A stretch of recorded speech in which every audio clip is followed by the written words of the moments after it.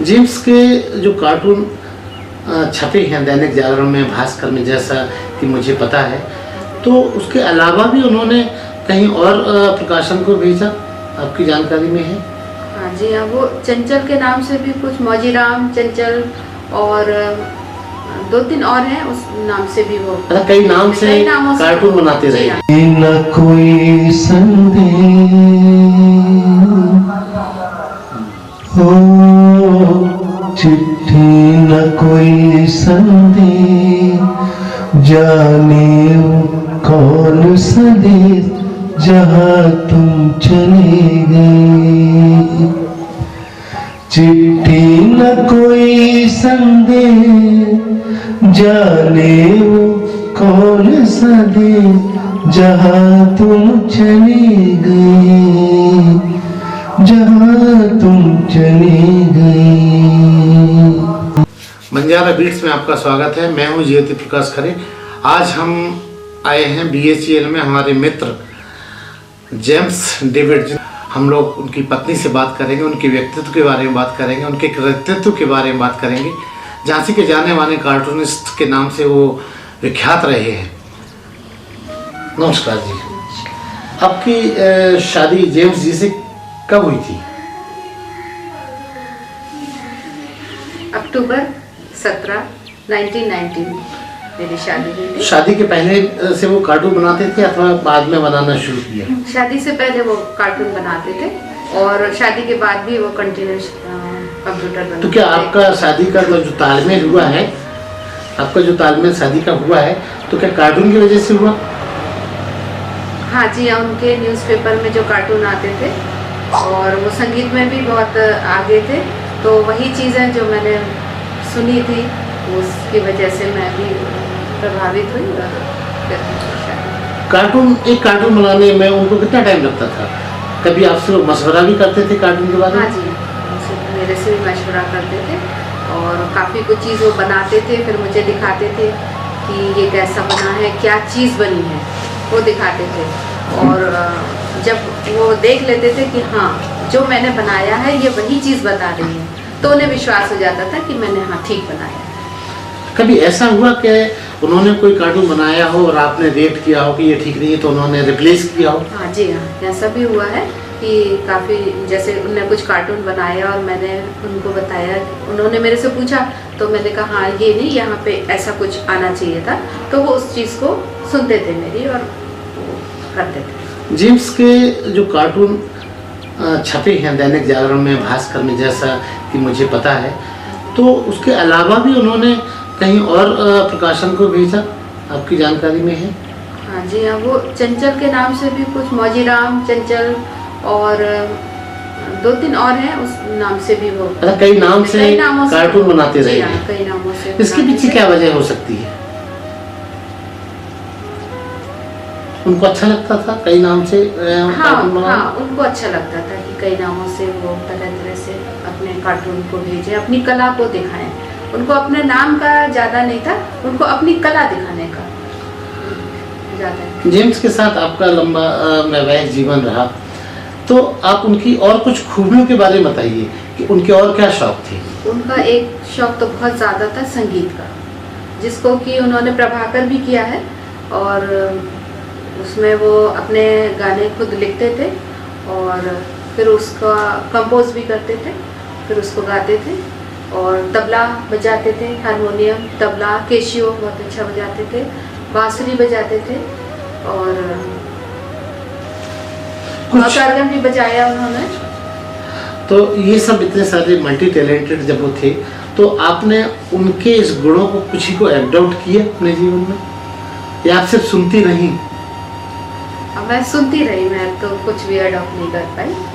सुनने का मुझे बहुत ज़्यादा शौक था कि वो कुछ गा रहे हैं तो मैं सुनती थी और वो मुझसे पूछते भी थे कि आप कौन सा गाना सुनना चाहोगी, तो वो भी मैं बताती थी, तो वो मुझे सुनाते। जेम्स भाई की और कोई खूबी, जैसे वो खाना बनाना या कुछ और अलग, आपको घुमाने ले जाना, बच्चों के साथ कितना टाइम स्पेंड करते थे? बच्चों के साथ भी बहुत टाइम स्पेंड करते थे, उनको थोड़ा बीच में पढ़ाते भी थे, उनको एडवाइस देते थे कि आपको और आगे क्या करना है, कैसे पढ़ना है, वो उन्हें बताते थे।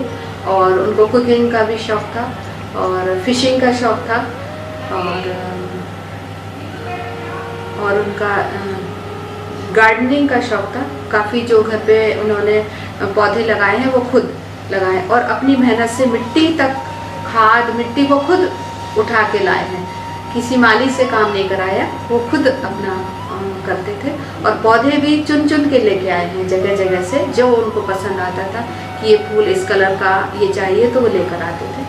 और उस तरह से उनका कोई दिलचस्प पहलू आपको याद आता है जो आपको गुदगुदाता हो कि अब जब वो नहीं है आपके बीच? कोई वाकया याद आता है? कभी आप उनके साथ बाहर रही हो, उनका कोई दिलचस्प पहलू याद आता हो? उनका सबसे ज़्यादा शौक था ये जंगल में ज़्यादा घूमने जाते थे, और वो मुझे भी ले जाते थे। डेली हम लोग 4 लाइन पे जाके घूमते थे, और काफ़ी दूर तक घुमाने के लिए लेके जाते थे। और हर संडे मेरी छुट्टी होती थी, और हम लोग दोनों जन वहाँ पे घूमने जाते थे जंगल में। तो उनका इतना था कि सुबह और शाम डेली वो जाते थे घूमने के लिए। उनको सबसे ज़्यादा प्रकृति से प्रेम हुआ जाता। किन विषयों पे कार्टून बनाते थे जेम्स भाई? उनके ज़्यादातर कार्टून गरीबी पे भी होते थे, और ये जो अभी कुछ समय पहले शौचालय बनाया गया, उस पे भी उनका कार्टून था कि शौचालय तो बन गए लेकिन खाने के लिए तो नहीं है लोगों को, तो इस पे भी उन्होंने कार्टून बनाया था। और जो ईवीएम मशीन है उसके ऊपर भी उन्होंने कार्टून बनाया था। जेम्स भाई की कुछ ऐसी खूबी जो दुनिया को बिल्कुल नहीं पता, सिर्फ आपको पता है, बता सकती हैं?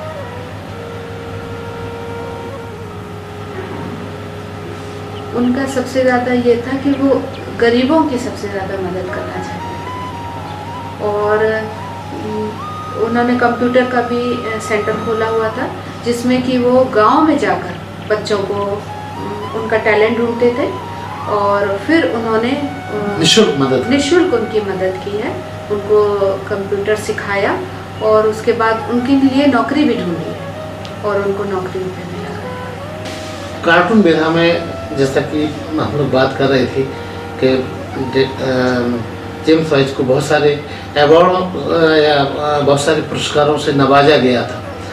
कुछ बताएं आप हमें, किस तरह के पुरस्कार उनको मिले हैं अब तक? उनको दिल्ली में तुलसी अवार्ड मिला था, जो कि भूतपूर्व राष्ट्रपति ज्ञानी जैल सिंह द्वारा दिया गया था।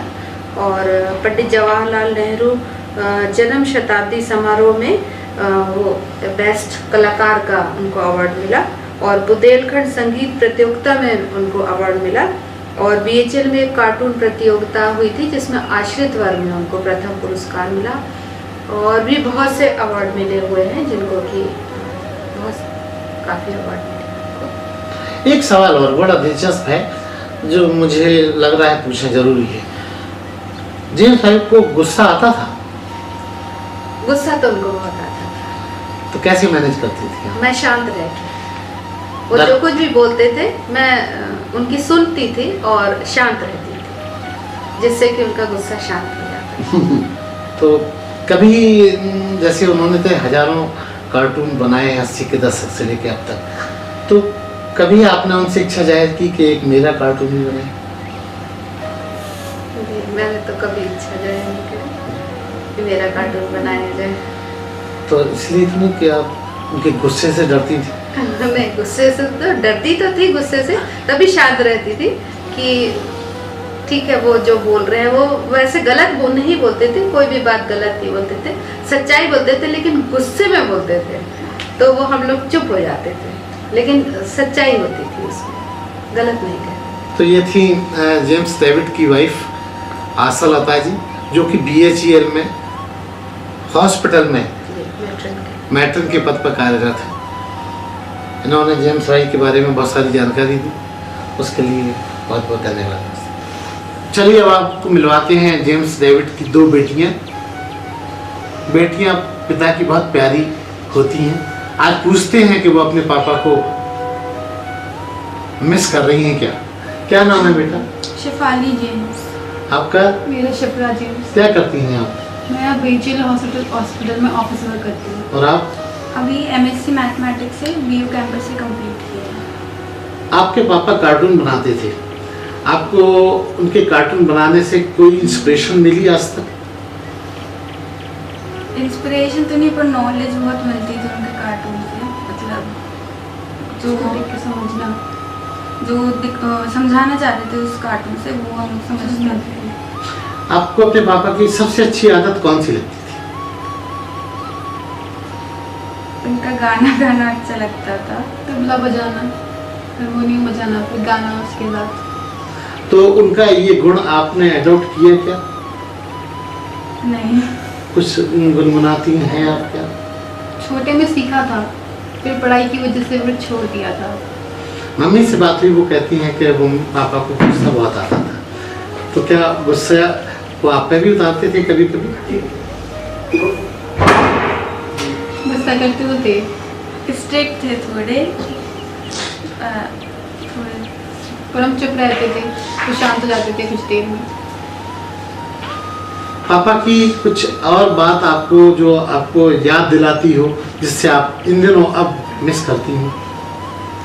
यस। समझाते बहुत अच्छा थे। मतलब उस टाइम हम लोग को समझ नहीं आता था, पर बाद में लगता था कि हाँ जो समझा रहे हैं, कह रहे हैं, वो सही कहते थे। वो जो भी पढ़ाई से रिलेटेड या फ्यूचर से रिलेटेड समझाते थे, वो सही समझाते थे। कभी उन पे इरिटेशन आपको हुआ? गुस्सा उनको जब ज़्यादा आता था तो आप कैसे मैनेज करती?